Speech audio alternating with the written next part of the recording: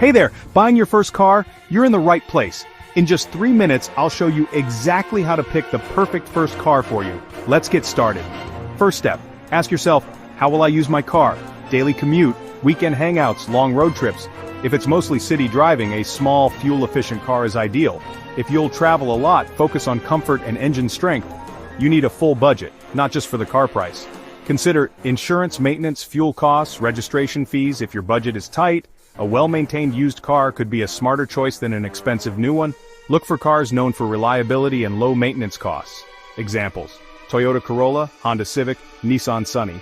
Compare models, read reviews, and ask owners about their experiences. Finally, don't buy the first car you see.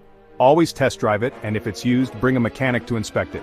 Ask, compare, inspect. Your first car teaches you a lot, so choose wisely. If you found this helpful, hit that like button and subscribe for more car tips. Thanks for watching and happy car hunting.